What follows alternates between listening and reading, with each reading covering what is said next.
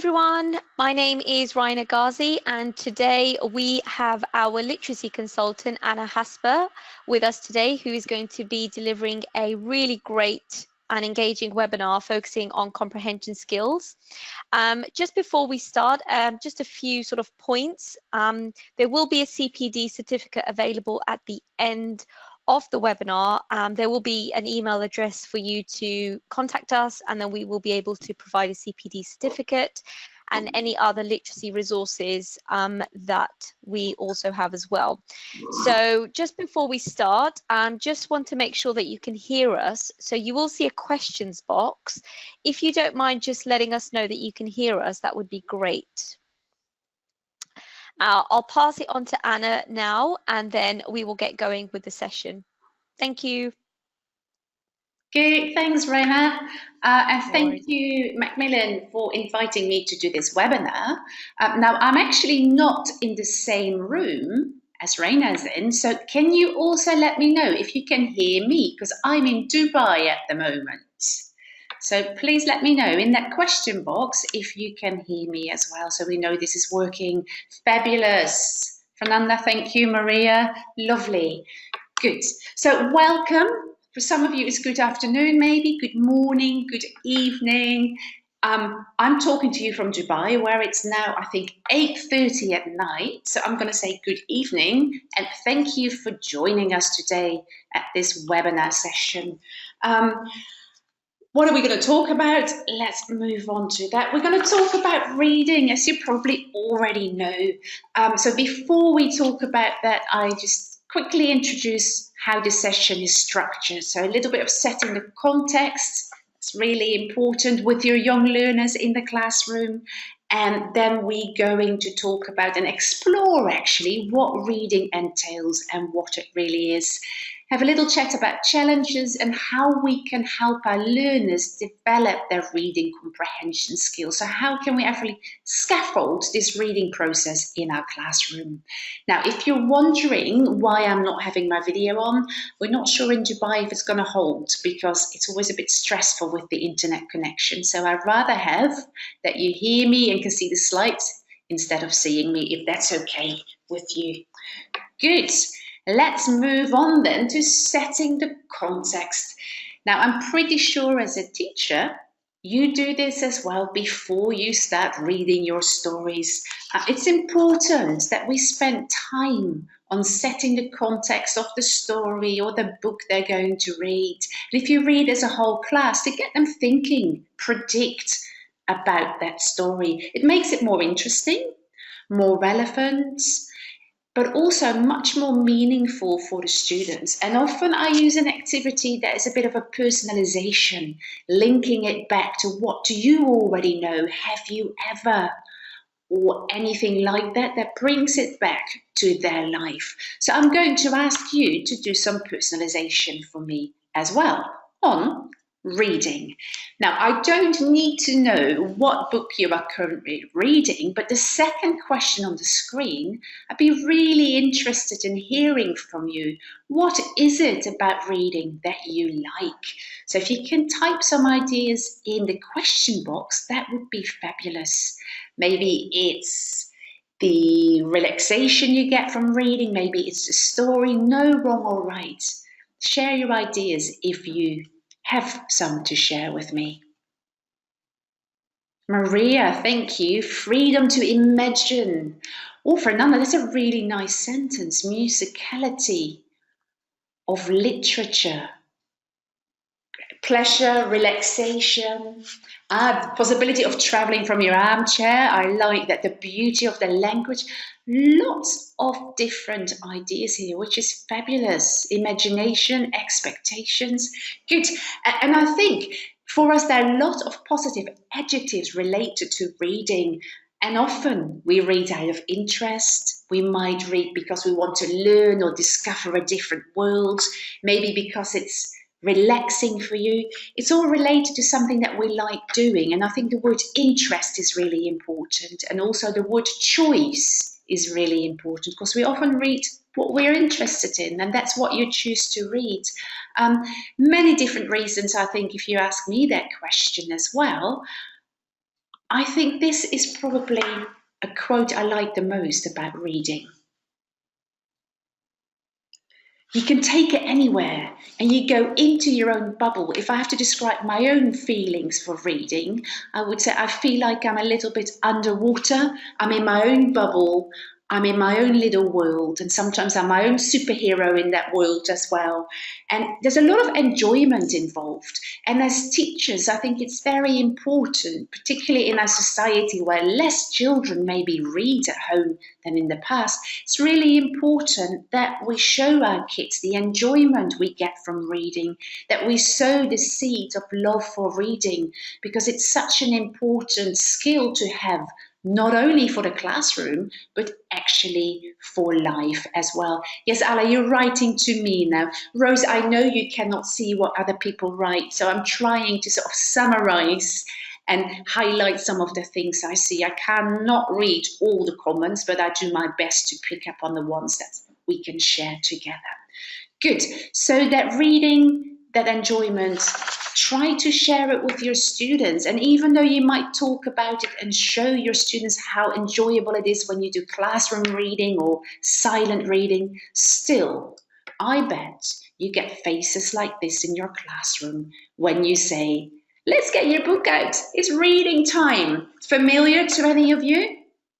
Maybe they're not in that age group, but still that stare of, teacher, why are we doing this? And even some of the kids in my classes, they've more or less asked me this question. Teacher, why are we going to do reading again? Yeah, so it's a little bit for our students, I think it's much more of a chore. It's very effortful. While we as effective readers, we see it as relaxation. It's maybe effortless for us because we've read so much in our life and it doesn't take so much effort anymore. For some of our students, it's really hard work. And the younger they are, maybe the more hard work it is. The less language they have in English, maybe the more hard work it is. So it's really something we need to think about and be aware of.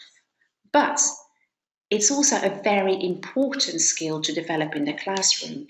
Now, one of the reasons why we do reading in the classroom, as my students say, of course, is because it's part of the curriculum. Can you think of any other reasons why reading is so important to integrate in your English language classroom with your young learners? Type it in the chat box if you want. Why do we do or should we do reading in the classroom?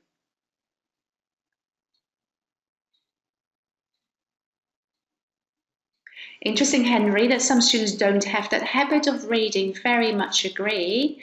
And really nice, Anna Razubia, that some of your kids absolutely love reading.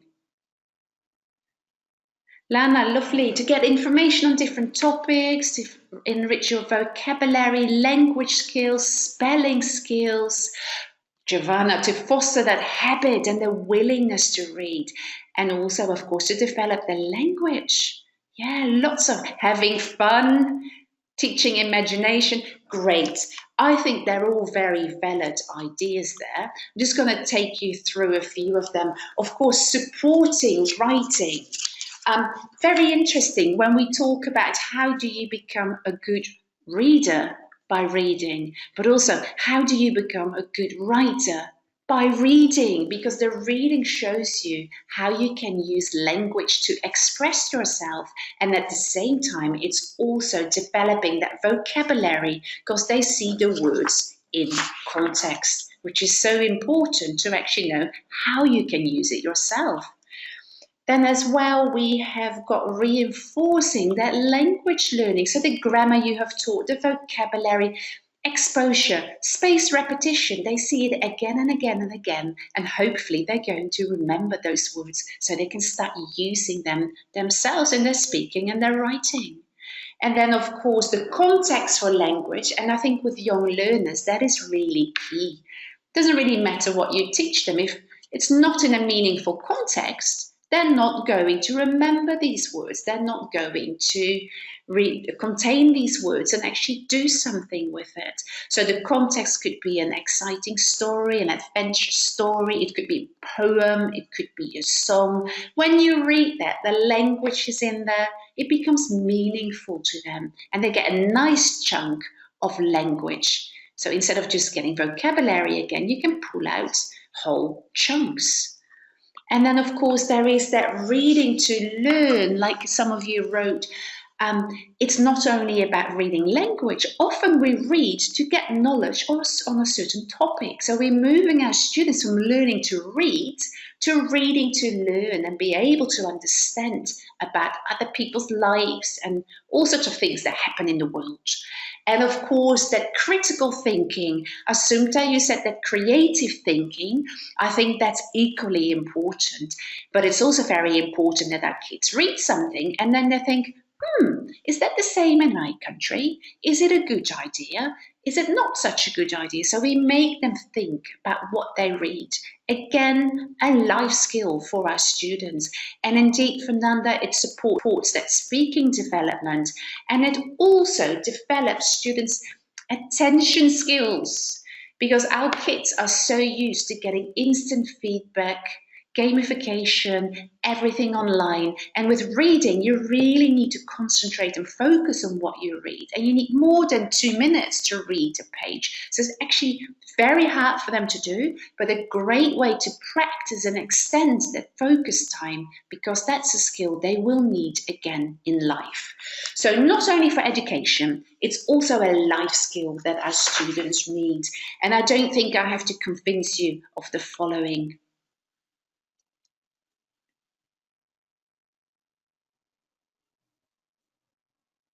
So, yeah, reading is important and critical for that further education. But I think we can probably change this quote when we look at young learners. And I don't know what context you teach in.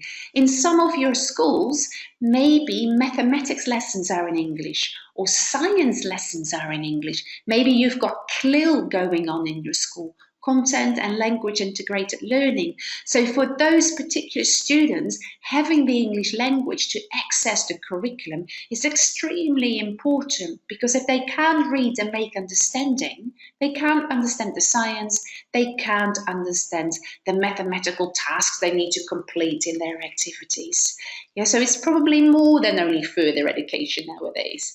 But still, a very important point, and our role as teachers of English in the classroom is to really help them develop those reading skills so they can do well in those subjects too. But before we go in to looking at what reading comprehension skills they need to develop, I like to look and explore that concept of reading with you. So we all have the same idea and same understanding when we talk about reading. So what is reading? Now, instead of you giving me a definition, I'm going to show you 4 different statements. And all I'd like you to do, if you were in my classroom, you're going to go, thumbs up, I agree. Thumbs down, I disagree. But I can't see you. You can still do that to the screen, completely fine. But can you please type in the questions box, true or false? Yeah, so there's 4 different statements. I do them one by one. Type what you think about the statements. So let's have a look then. When I talk about reading, one of the statements we hear a lot is reading is a passive skill. True or false?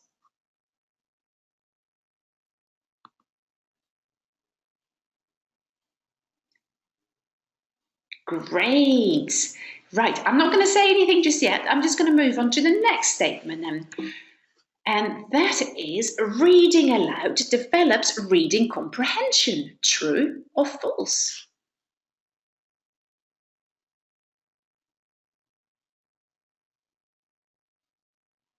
Oh, fabulous. You're so active. Can I say thank you, team? It makes me feel a little bit less lonely in this office here at the other side of the world for some of you. Fabulous. Number 3, to understand a text using prior knowledge is key.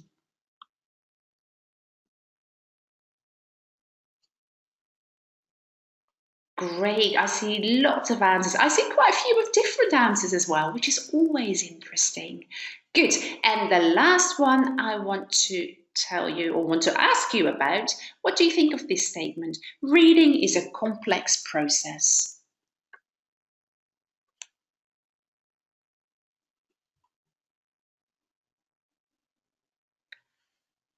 Fabulous. Great. Good. So keep those answers in mind because I'm not going to tell you anything about them yet. I don't know if you're familiar with an anticipatory guide. An anticipatory guide is an activity that you can use with your students in the classroom about the text or story you are going to read. So, for example, if you're going to read about elephants, maybe you want to say something like they've got a very long tail, they've got a short trunk, they can weigh up to about 700 kilos. I think they're a lot heavier, but things like that. Give them those statements. Get them to think about the statement. What do you already know? Turn to your elbow buddy, talk about it, and then as a class, you can actually write these answers on the board. True, false, true, false. Okay, let's read. And at the end of the reading, you return to the statements, and then students can actually correct the statements themselves. This really shows you that there's learning happening in the classroom, not only language learning, but also conceptual understanding building, learning about topics in the classroom. And that maybe gives students again that motivation and that feeling as well. So reading is actually really useful and it's fun. Look what I've learned. Yeah, of course, you need to adapt your statements to what you're going to read and your students' language level, and they don't need to be complex and you don't need to ask that many, but it's a good way of activating that prior knowledge. Good. So I'm not going to give you the answers now. I see some of you are thinking, I'm not sure. Let's talk about it after the reading. Because remember, this is a reading webinar, so I'm going to move you on to do some reading. But I didn't want you to read a lot about reading because that's often complex and quite long. I'm going to do a very short reading activity. After the activity, we're going to reflect on the skills you've used, and then we go back to these statements. And then you might think, oh, maybe I need to change my own answers. So let me set the context very quickly for this reading. Here we go. That's Richard. That's my husband. And I was away last weekend in Saudi Arabia. And I left him a very short note on the fridge. He had no idea what it was about, I think, when he started reading it. So his question was like, what are you talking about? Yeah? So your question for this reading is exactly that. What are you talking about? You're going to read 3 different sentences. They're part of one text. Read the first sentence and have a think. What do you think I'm talking about? Read the second sentence and ask yourself the same question. Your answer might change, but that's completely fine. Then read the third sentence of my text, ask yourself the same question again, and then type in the chat box what you think I'm talking about. Now, if you want to type in the chat box after question 1, that's fine as well. But at the end, we're really going to think about how we got there. So think about the strategies you use as well. Good. Are you ready for the first paragraph, short sentence? Yeah. So you need to answer, what are we talking about? What am I talking about in this text? Here you go.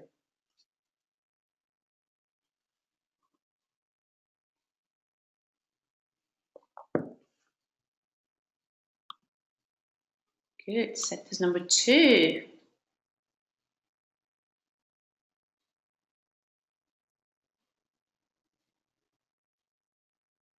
And the last one.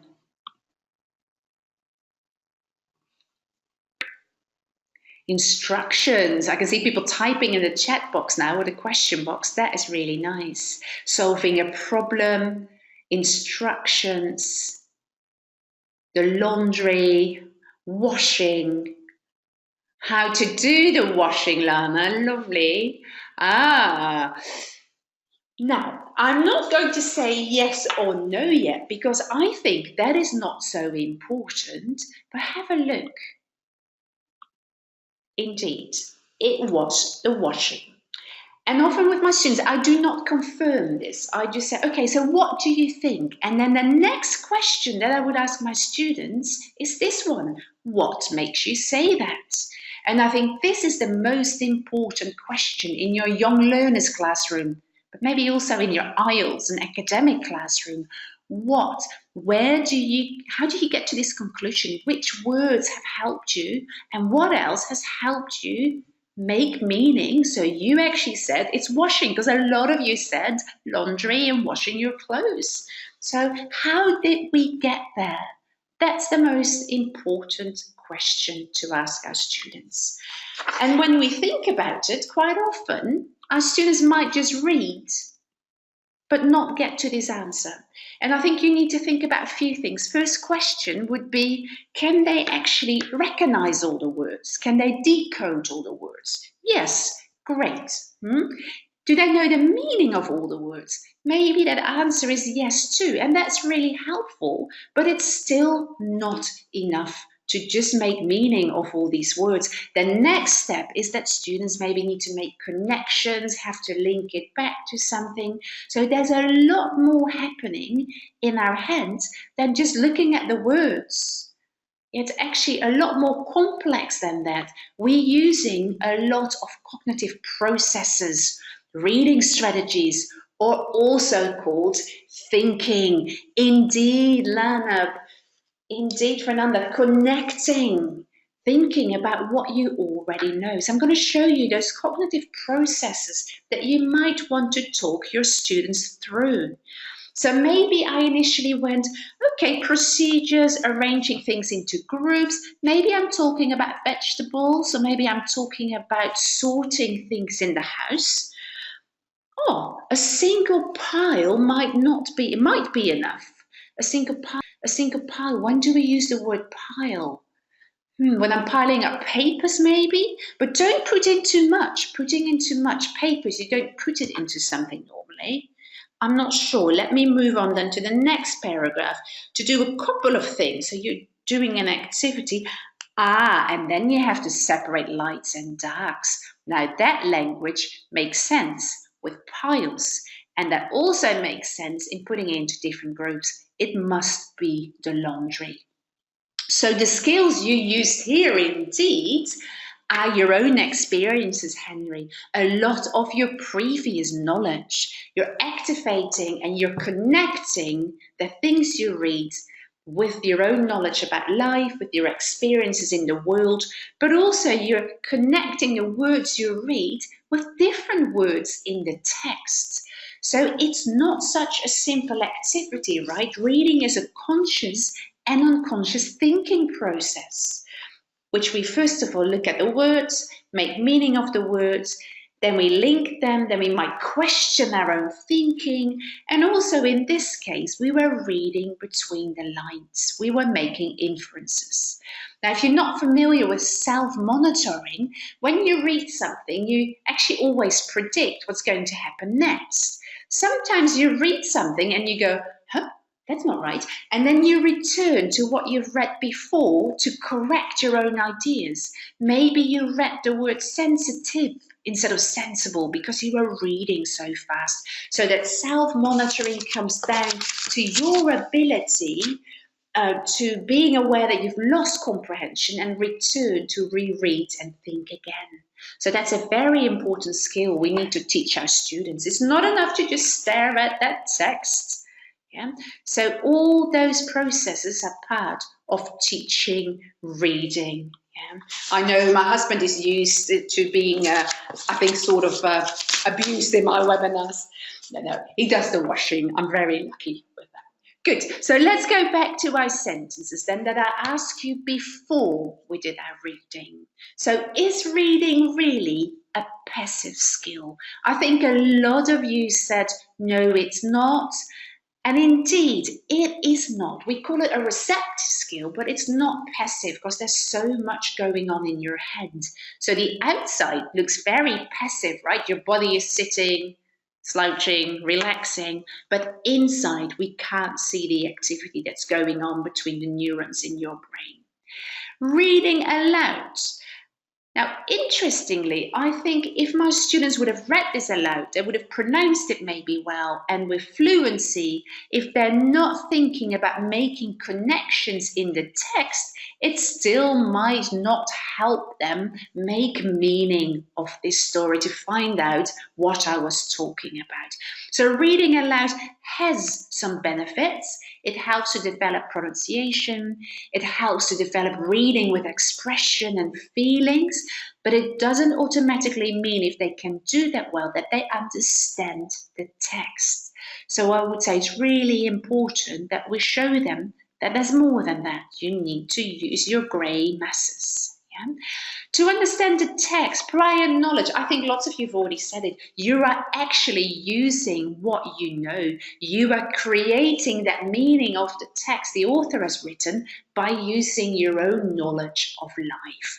So I think all in all, I hope we all agree with the fact that reading is actually quite a complex process and not as easy as just staring at that text. There's a lot more going on in our heads. And I think as teachers, we need to reflect and we need to actually become aware of that, because for us, reading is fun, it's enjoyable, because it's easy, it's effortless. But our students need so much more, particularly when they're learning the language, when they're still learning to read well as well. It is a quest for meaning, and it's a very active and a very intentional action that you use to make meaning of that. And active readers, that's what they need to become readers that understand the text. There are lots of different elements of reading that we need to develop. Comprehension is one that's a little bit higher up, but of course when we start in the reading process, we start teaching our children to recognize those words, sight words, word recognition, and maybe in some schools you teach phonics so the students can make the words that they see, sound them out, and link them to that sound and the meaning they have in their heads. So the second step indeed is constructing or linking meaning to that word they've read. For that they need vocabulary knowledge and they need grammatical knowledge, because grammar also has meaning. Now, just knowing the meaning of those words we looked at before wasn't enough. They need to do something with all these words and make links and question themselves, maybe self-correct, use that prior knowledge. So they need to think. And all this needs to happen at a certain speed. Because even though your brain is absolutely amazing, the short-term memory only is about 20 to 30 seconds. So if your students are still decoding, then translating every word into their first language, then by the time they have reached word 7, they've probably forgotten what the first word in their sentence was. A little bit of cognitive overload here.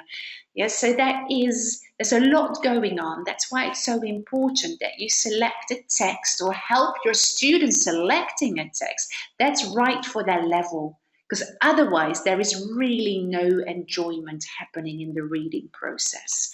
And I think the other thing to think of when we talk about reading is not a natural process.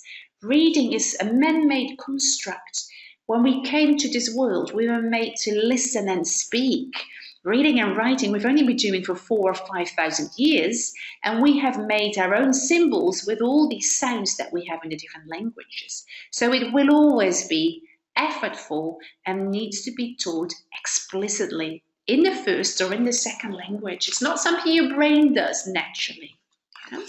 Good. So developing these reading comprehension skills maybe not as easy as we initially thought as teachers, because we seem to have forgotten how we learned to read and how challenging it was maybe for us. So it's not an easy process, it's not a quick process, and it's not a natural process. It's very complex and multifaceted. There's so many different layers that are interrelated.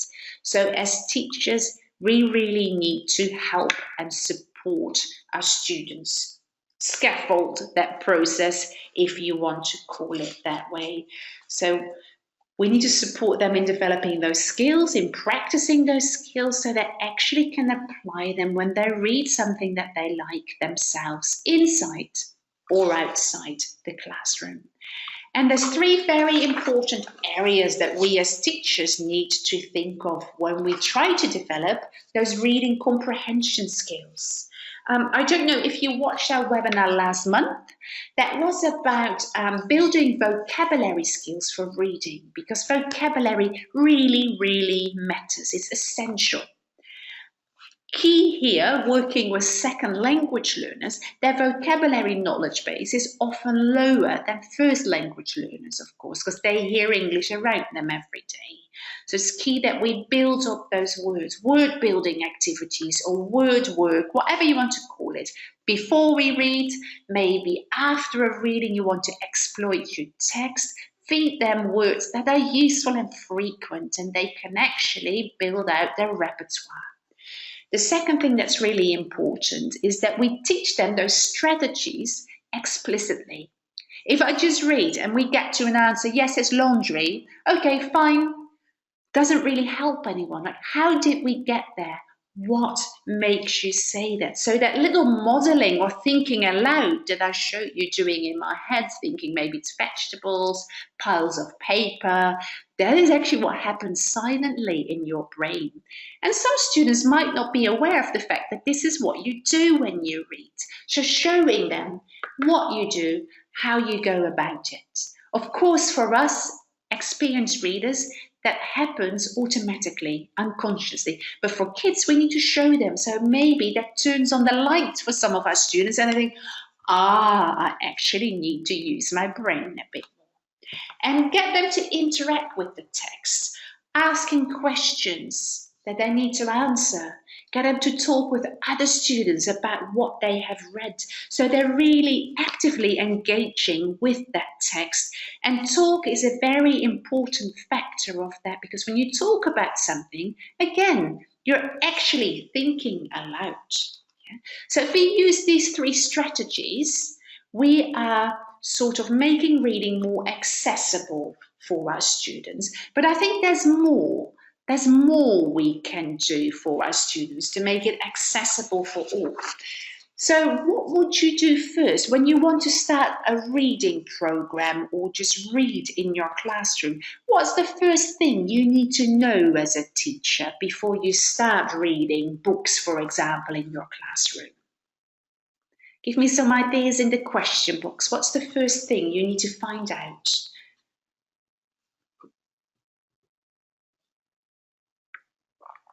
If they can read, lovely. Yes, Deborah, that's really true. And also, Lana, their reading levels is really important. Yes, the previous knowledge, the level of the learners, what level they're at, who is what sort of text you want to use in your class, if it's appropriate. Great. And I think this all comes down, interest, Maria, thank you. It all comes down to actually this one, to get to know your learners. You need to know their interests so you can help them select a book maybe on that topic, or if you do whole class reading, you can select a class book on a topic they might like.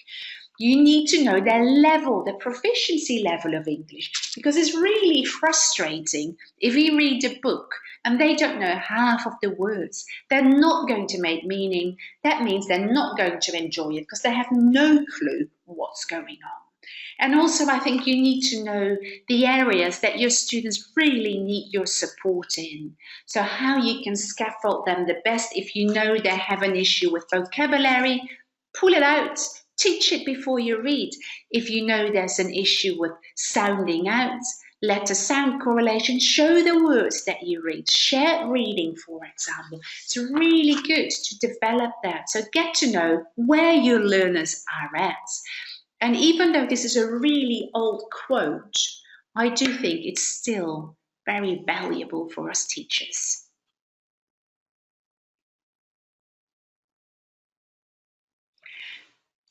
If you start with a story that's way beyond their comprehension because of the vocabulary, indeed, Natalia, in there, or the grammar in there, that's way too difficult, it's not going to stick. They're not going to learn anything about it. They're not going to remember it. They're not going to enjoy it.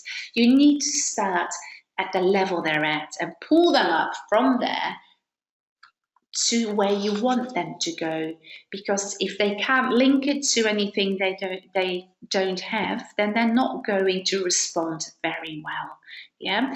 So one of the ways for me to check sometimes to find out what learners already know about a story or about a topic would be to use the front cover. But of course, you don't need to use the front cover. You can also use pictures, or you can use a little bit of a YouTube clip. You can use realia. It's fabulous if you can bring in 5 different items to say, okay, so I open my reading suitcase, which I have at school, and I've got 5 different items in there. Looking at the items, we might label the words if needed, if they don't know them, and say, okay, so how do these 5 items link? Can you predict what we're going to read about? If I use the cover of a book or an image, I might go to this activity. I see, I think, I wonder. So have a look at the cover of this book, and I get my students to answer, what can you see?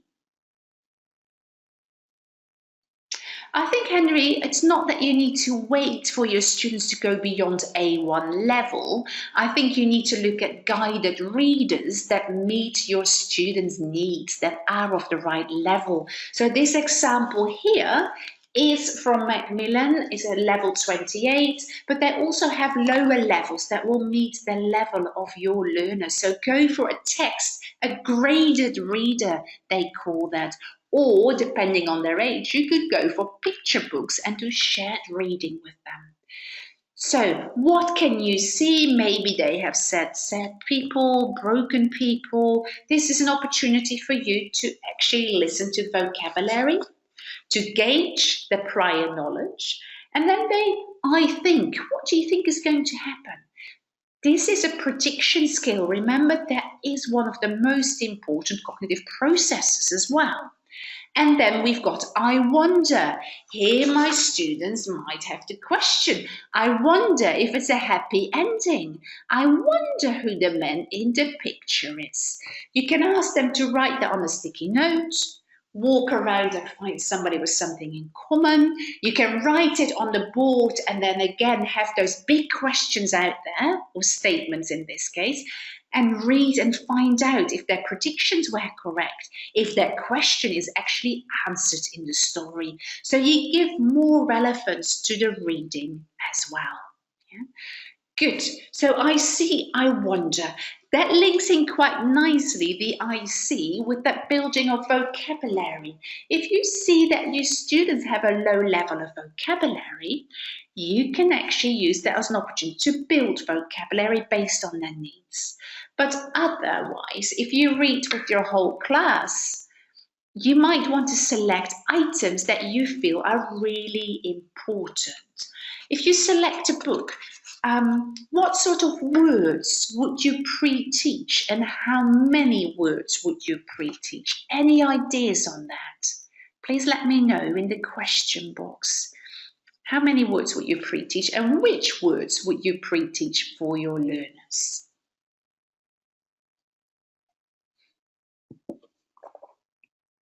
About 10 words, Milena?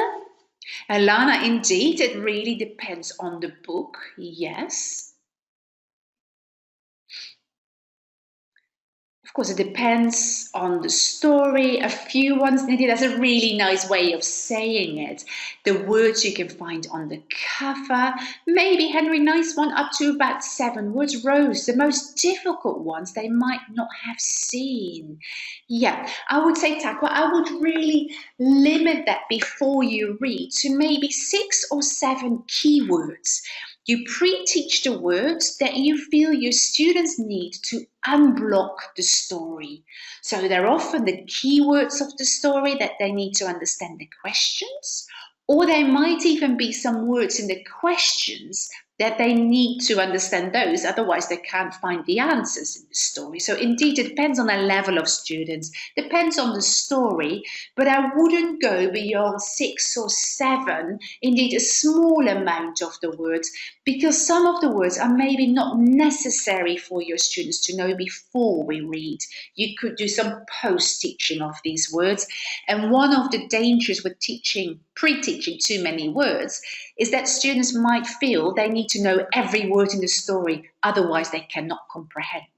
This is a common thing I see happening with adult learners. They're so dependent, like, I don't know this word. Well, it doesn't matter, it's not so important. You get the general idea. Yes, but I don't know this word. So we have to wean our students off from having the need to understand every word. Even as native speakers, I do not know every word because sometimes it's very complex when I do my reading for university. It's okay, I can still get the general idea. So important high frequency words that are important for your story. And often when you look at the readers, that you get the graded readers, those words are sometimes slightly different to the words you hear spoken every day. That is because a lot of language in reading and writing is different. It's called Tier 2 vocabulary. If you want to know more about that, go to the webinar we did last month. You can find on YouTube at the Macmillan Education channel. And we talked about what sort of words they are and why they're so important for reading and for writing. Yeah. And also, when you look again around in the classroom, good readers often have good vocabulary, right? So that's another reason for us to really spend time on this. And here's another one for you. This really surprised me when I did my research on reading and vocabulary. Have a think what you think the percentage of words is your students need to know to actually enjoy reading independently. Let's say understand 70 to 80% of the text and enjoy it. Yeah, Rose, I think it's nice to work afterwards, after the text on vocabulary, but if it's a keyword that they don't know and that then they miss the story, then it's something that I would pre-teach. Good. So here, what would you select? What percentage of words do your students need to know to actually enjoy the reading, which means understand 70 to 80% of the text you give them? A, B, C's, wow. I see a lot of different numbers here. Tricky question indeed, Lana, isn't it? I'm speaking about reading for enjoyment, not for detail so much. Good. Let me surprise you then. A, B, or maybe it was C. Isn't that amazing? So this is based on research from 2000. However, Paul Nation, you might have heard of his work. He's done more research on this later on in New Zealand with non-native speakers of English. And he actually states that non-native learners and speakers of English need to know about 95 to 98% of the words to be able to enjoy this reading process. So that means if we look at these numbers, every 100 words, if there are 10 words they don't know, you're on the barrier of enjoyment. If there's 5 words they don't know, even better, because that means it's easier to make meaning, because the meaning of the words you don't know, you make of the words you do know. So, Giovanna, I found the same. This is really interesting, and this really made me aware of the fact that reading is so dependent on vocabulary knowledge. So building vocabulary is so important in our classroom, like Rose does after a text. I think that's a beautiful opportunity to exploit the text, but also before, so they are enabled to understand the keywords that make the story, so they can enjoy that story as well. Shocking, right? Good, but I think we all agree that vocabulary is critical.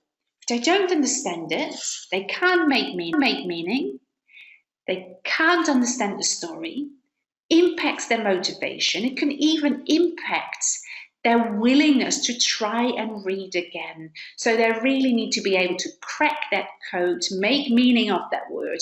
And that next step is then using those cognitive processes that all works together. Because if you don't know the meaning, you're thinking too much about the meaning, there's no brain space left to use those thinking processes we spoke about.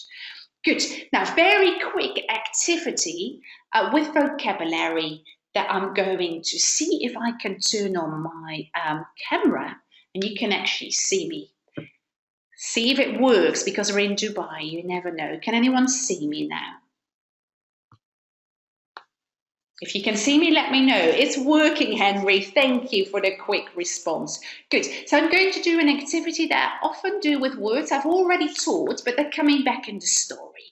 And for today, I've picked really simple words. So for my students, I give them these words. We look at the actions we do with it. So I'm very quickly going to look at word number 1. What would be the word here? To share, maybe? Good, let's go for to share or sharing. Lovely. Number 2, what is she doing? She's behind the bush. She is hiding. Yeah, hiding. Let's do this one for hiding. Good. Number 3, what am I doing here? Yes, well, not really touching. Touch would be like this one. That would be more like picture number 4. Number 3, I'm petting the dog. So there's movement. Well, as number 4 is touch, there is no movement. Good. Number 5, anyone there? Indeed, beautiful, blowing. And number 6, great, yawning. And then we have number 7 left, and my students might do this. Yeah, the word is hugging, the movement could be this. Good, so with my whole class, we've done these words before. They know what the words are, and we looked at the action. So we have decided on the action. Now, I just want to check, because these words are very important in their story, that they actually know the words. So we're going to do an activity that's like listen and do. Very easy to use in your classroom, but with a little bit of a twist. Yeah? Do as I say, not as I do. Yeah? So I am going to show you a movement, but you don't do the movement. You act with the word I say. Yeah? So for example, I'm going to yawn. Yawn. So feel free behind your computer to make these movements. Now, I don't know if you were making this movement. That was wrong. I hope you were making that movement. Good. Next one, you are going to hide. Hide. Yeah, that was an easy one, right? Because I was saying hide and I was doing hide. So sometimes I trick my students a little bit here. Good. So the next one, I'm going to say pet. Pet. And I hope you could see me touch, but I said pet, which was with that movement of petting the dog. Yeah, so here you're really in a fun way quickly checking if students know the meaning. If not, you can reteach that word so they're ready for the story. Do as I say, not as I do. Fabulous with active words like sports and running and jumping. Very much an energizer for your students. So have a go in your class with this activity if you want. Good. I think our internet is still going, so let's see if we can keep that video on then. So good. So vocabulary has been taught, we have checked, and then of course, as we said before, we need to make that reading visible, that thinking that I do in my head. And we did that with the washing, so I'm not going to do that again. I was talking to myself while I was reading that text. And I think it's so important because this is what I hear quite a lot, the conversation I have a lot in my classroom. Do you recognize this?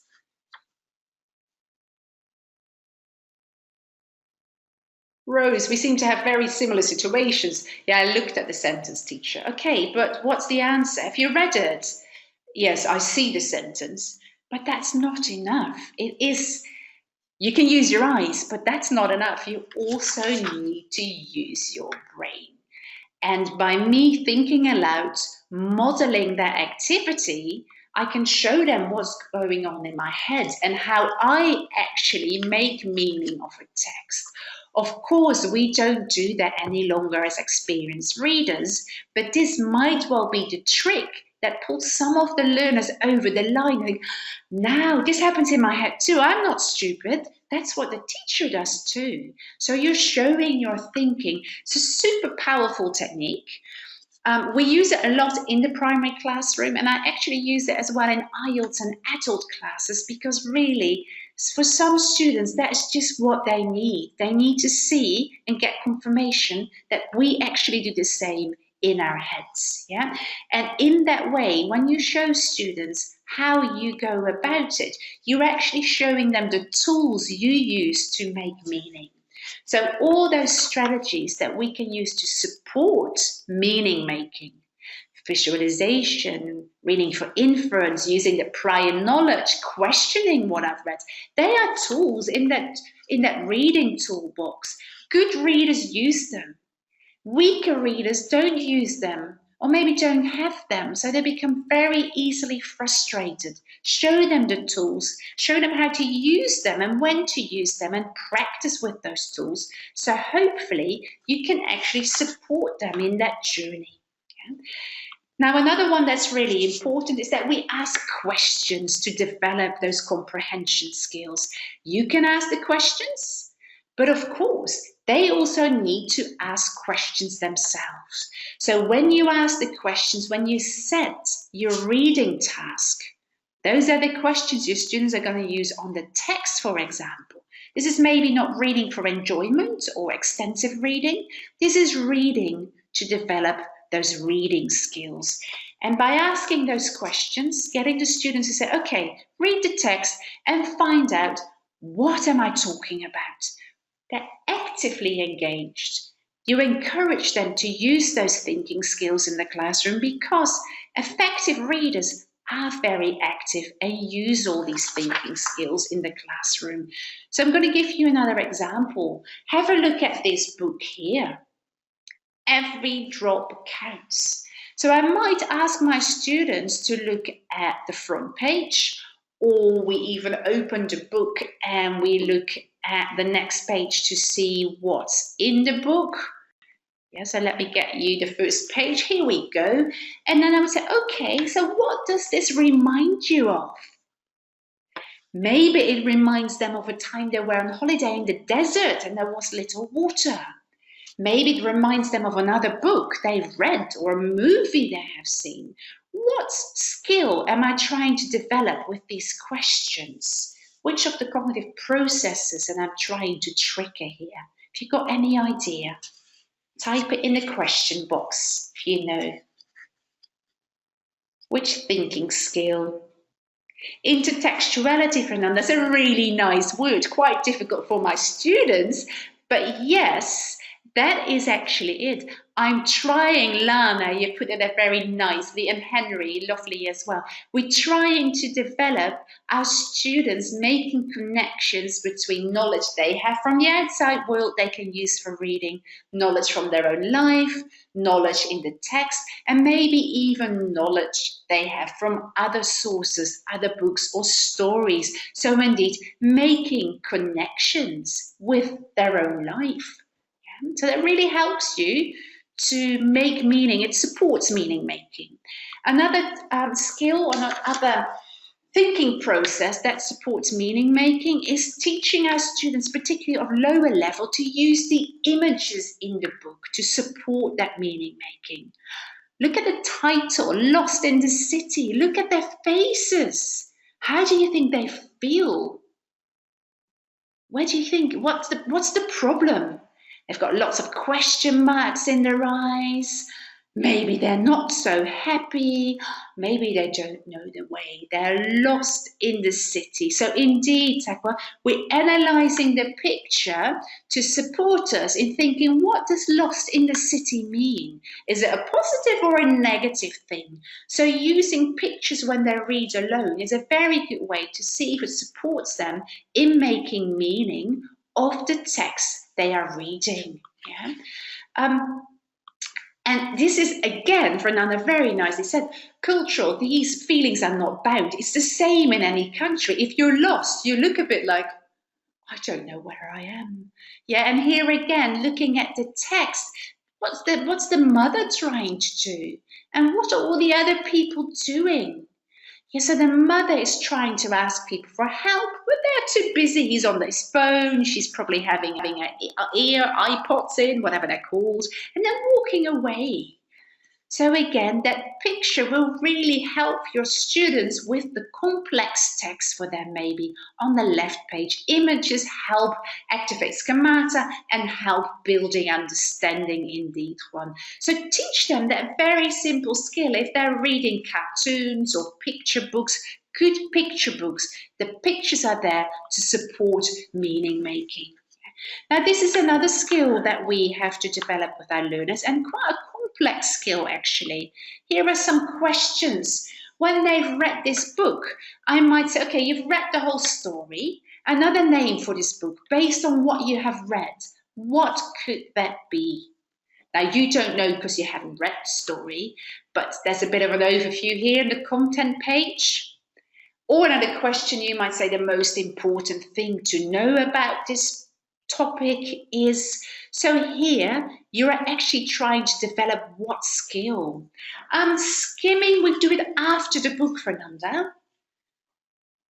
So we're really asking particular questions here because we want our students to develop the skill of summarizing the main events, the most important thing that happened, and maybe even putting it in their own words, paraphrasing it. This is actually a very complex skill. Yeah, Henry, it takes time, is it, for your kids to become aware of using those pictures. So what I hope to illustrate, what I just showed you, is that the questions you ask, they're tailored to develop a particular sub-skill or cognitive process in reading that a lot of our course book might not ask because they only look at gists, specific information, but there's such key skills that our students need to develop. And these little readers, they've got lots of questions in the back that you can use, and they actually help developing particular skills. Now, going back to some comments that we get from teachers, they find it so boring. And I think by integrating collaborative or group or even pair work, we can maybe make that process of reading a little bit more engaging and enjoyable for our students. So one way of doing it, and this is nice for students who are reading a longer text, a more complex text, is get them to read the first paragraph alone. Once they read, they pause. And they're going to think about, what have I read? You could either say summarize, or you could say retell in your own words. So once they had a pause, they had a ponder about retell or summarize, then they turn to their reading buddy and retell or summarize or just talk about it. Then we have a similar idea. Great, we know where we are at now. Let's read the next paragraph alone. After they've finished reading, they pause, they ponder, and they retell again.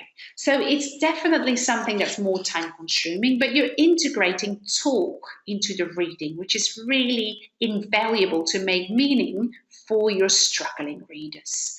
And another activity I like with students that can work a bit more independently is reading with a pen. So I give them some symbols, maybe 2, and those symbols have a particular task. Again, we read a short text, could be a couple of paragraphs. They use the symbols as I've instructed. They turn to their reading buddy and talk about it. And here are some examples of the symbols. So we might go to one page that we read and say, okay, you're going to read this page. And what I want you to do When it's a shocking, surprising new idea, put an exclamation mark. Yeah. When you think, I knew this, there's a connection with your own life, or maybe something you'd read before, put whatever it is, looks a bit like two duck beaks. Yeah, put those symbols next to it. So I don't give them all the symbols, but I give them two tasks on a page. They're finished, they turn to each other, and they talk about it. So integrating that talk into reading can help them make meaning, and they can learn so much from each other as well. And talk is really important to negotiate meaning. Good. And of course, the last point, read, read, read, and read. We learn to read by reading. The more you read, the easier it becomes, because every word becomes a sight word. You don't even have to read it anymore. You glance over it and you start racing through that page. So that is really important to create opportunities for reading. But if you're teaching it still, I do think you need a very structured approach to teaching as well. Pre-reading, during reading, post-reading. I think you're familiar with this. And I have noticed that engaging them before that reading is really important. Could be with pictures, a video, realia, or a story. Any way that you get their eyes focused on you and get them sort of curious and willing to read the story. That's a really nice start. Now, before we read, here you go. We just spoke about that quick summary from the session. Engage them, activate prior knowledge, pre-teach those keywords, and make sure if they read independently with questions from you, that they know the questions before they read. And if you want to develop the strategy, model it so they know what it is to summarize. What do I need to do? It needs to be clear. Yeah? Different activities, picture walk. We did I See, I Think, I Wonder. We did a bit of discussion, and we also did the anticipatory guide. But of course, there are lots of different activities that you can do with the front page, with all the pictures in your stories, if you want to. Now, during reading, make sure if you're not doing reading for pleasure, that they have questions, that they actually have a task to do, because it gives them an aim. That you give them maybe different questions, easier, harder, and that you integrate some opportunities for talking about the text with you or with their buddies as well. And after reading, we would go back to giving them an opportunity to personalize their response to the text in a personalized way. They can have a reading journal in which they can say what they liked, what they didn't like. They can draw about the text. They can talk about their favorite person or character. Give them a chance to develop their thinking, talking, and possibly their writing on it as well. And often I get them to reflect as well on the reading itself. What was difficult? What was a challenge? And giving them a choice, I've noticed, is really important to keep them interested. So I've got a little choice menu with a reading task. Now, you can make this very generic, so it actually fits every book. It could be select 4 words from the story, talk about the main character, complete a graphic organizer. So when you stick that in their little notebooks, they can cross off which one they've already done. So over time, they develop different ways of responding to text as well. No wrong or right, you put whatever task you like in that choice menu. And I particularly like to work with storyboards for my learners with less language, but also with graphic organizers. So for example, this one is comparing contrast, like Venn diagrams. Very useful for your learners to scaffold their thinking. It's in the back of these booklets ever. There's lots of different tasks in there and lots of graphic organizers, and they're often in teachers' books as well. Last activity I'm going to show you is say something.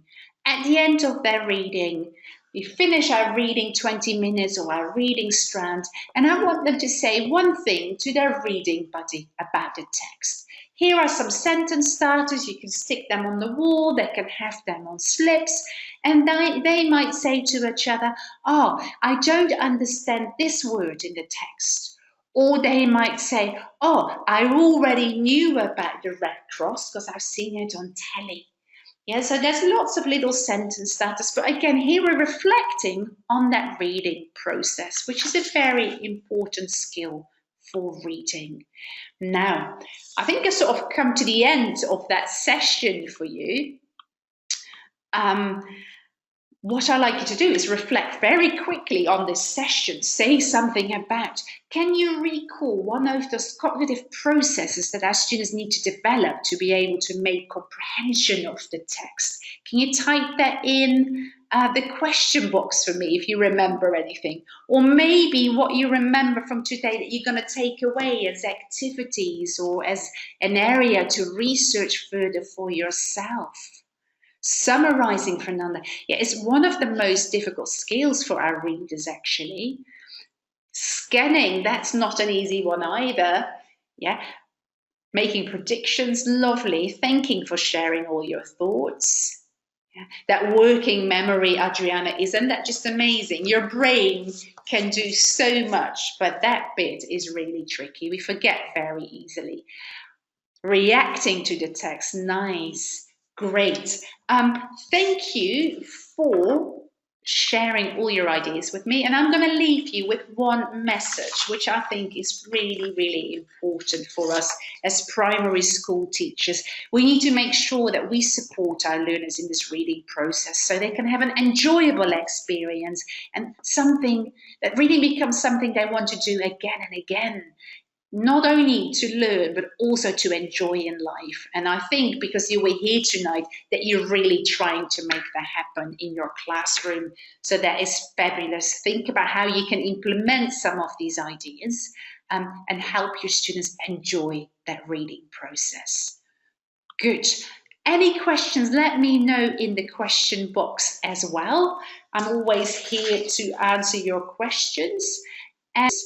And I think we've got an email address for you as well. If you want any information, there's a lovely booklet from our last webinar, Vocabulary Matters, about pre-teaching vocabulary in different ways. You can use that email address as well. And if you have any questions, type them in and I'm here to listen. Thank you for your kind words and thank you so much for all your input today as well. You're very active. It was lovely. Elziveta, reading with a pen. Yeah, it's lovely. You can do any strategy or task. Make it as simple or as hard as you like. Good. So, Henry, you're going to use the flashcards then in class. Lovely. Teenagers, they can still benefit from a lot of these strategies, I think, Fernanda, as well. And make it interesting for them, engaging them with pictures before they read, or maybe even getting them to respond with a picture journal. We've read about this topic. What is it like in your context? Can you take some pictures to show and compare maybe? So really make the reading a process, not just eyes on the page, but the pre and the post tasks are really important as well. Thank you, team. I'm going to hand over back to Rainer. Perfect. Thank you so much, Anna. Really, really engaging, some really great content. It seems that the teachers particularly enjoyed some of the activities. I think they've really learned a lot based on the feedback that I've just seen here. So thank you so much to Anna. And the booklets are definitely available. Anna has kindly created this actually for us, focusing on vocabulary and how to actually implement guided reading into the classroom. So please feel free to contact us on the email address for both the CPD certificate and the booklets as well. We will be having more webinars next year. So this is the last one of the year as we are approaching December. So do watch out for future webinars with Anna and for our maths and science webinars too. We will have a recording of this on our Macmillan Education International Curriculum YouTube page, hopefully in the coming days. So please watch out for that. So just lastly to say again, thank you so much to Anna. Really great webinar, really engaging. Teachers seem to be really enjoying it as well. So lovely, lovely feedback. So until next time, thank you so much to everyone and hopefully we'll see you next time. Thank you. Thank you. Thanks everyone for being so enthusiastic. And thanks Raina for being there as well. No worries. Take care, guys. Bye.